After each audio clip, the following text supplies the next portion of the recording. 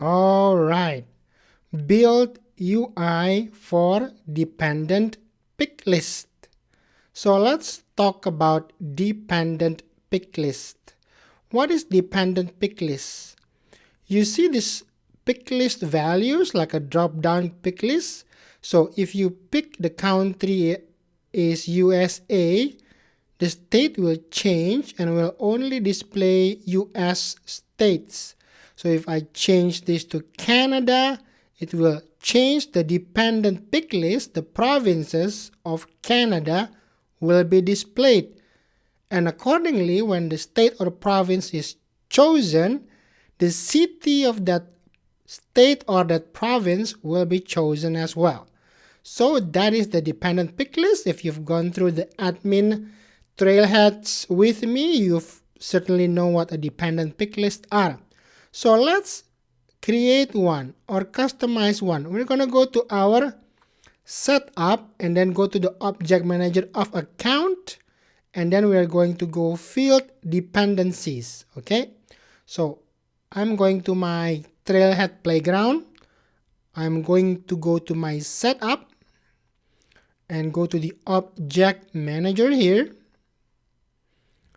and go to my account object, fields and relationships, field dependencies here. Okay, so let's create some dependent pick list. Make a new one.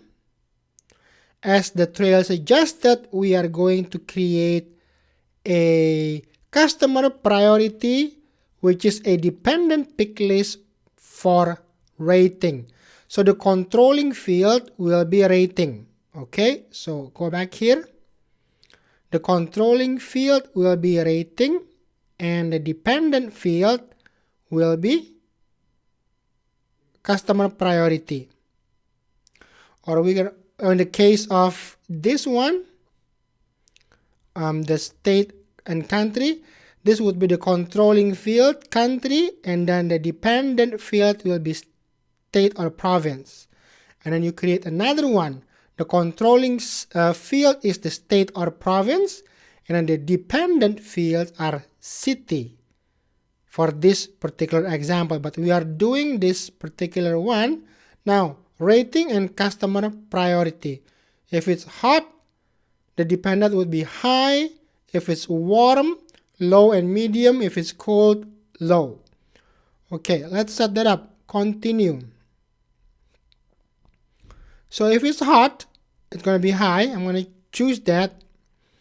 And if it's warm, it's going to be low. It's going to be, what do we set for medium? Low and medium for warm. Low and medium. Wait, I need to actually include values here. And then low and medium, you have to do it one by one or what? No. You can use the shift, include values, and for cold, you choose low and include values. Just use your shift to select multiple values. Then I'm going to save this. So now let's give this a try. If I go to my account object here and we want to change or create a new one, let's just modify an existing one, ABC Computing. If I go to details, and if I say rating is hot, view all dependencies, see, customer priority is high. And you can hit apply and save. There you have it. So that's how dependencies works, alright? So we've set that part. Now we are going to see how the user interface API can pass data. So for example, I'm going to log into my workbench here, okay? I'm going to go to my workbench and log in as my playground, login with Salesforce. I think I'm just going to go back. I think I have to use 48, login with Salesforce. Utilities and REST Explorer. Now, if I go back here, we can see what's available from the UI API, record UI, record IDs, right? So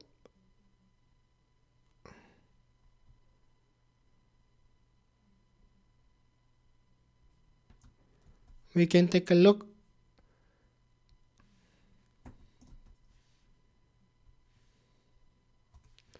So record UI, if I, for example, choose the record ID of ABC Computing on the top here,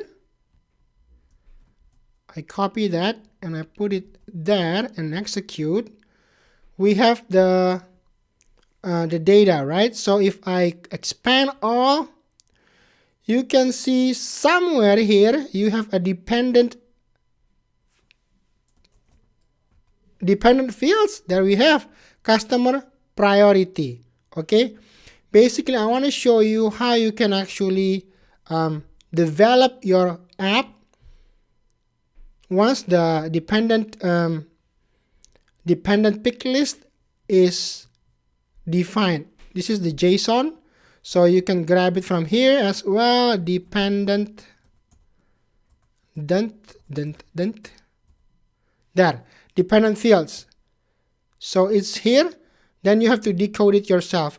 On this Trailhead, they have their own application, the Record Viewer app.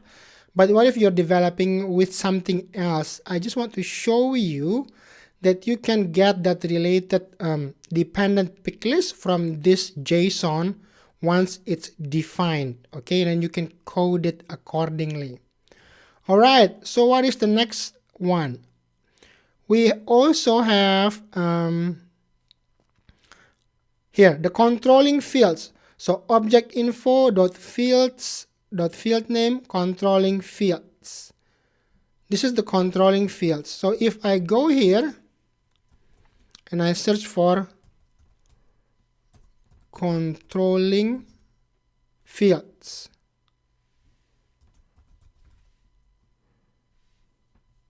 here we have here controlling fields. We have lots of, there's nothing, but we want to know customer rating, customer priority, right? Controlling fields here, rating, see?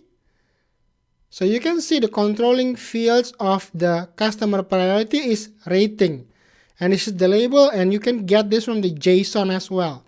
So basically that's how you build a controlling pick list for your own UI wherever you develop it. So that's the gist of it. You can explore more, but we're gonna go ahead and do the quiz together. Basically it's just explaining how you can develop further. So one property, which property contains a map of an object dependent fields? This is on here, object info dot dependent fields, this guy. Okay, which property contains a list of a fields controlling field? That would be this one. What's the difference between this and this one? Object info dot fields, field name dot controlling fields. So this one, controlling fields, right here. And the last one, which of the following resources gets all the pick list values for a record type? Pick list values would be object API name, pick list values, record type ID. This one. So I haven't shown you pick list values. Let's copy this for an endpoint. So if you want to see the pick list values for the account object, so if I scroll this all the way up here, and then take this out, boom, object API name is the account field, right? For what record ID or record type ID? I want to see the available record type ID for, I have to go to the setup again, setup, I'm just gonna close this one and then go to account and record types here. Where's the record types?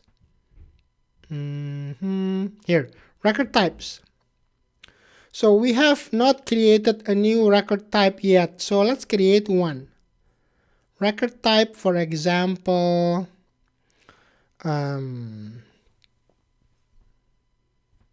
non-profit organization. Okay.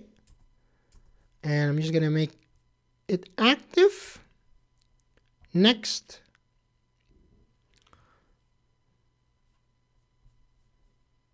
And save. Well, let's pick a page layout, account layout, and save.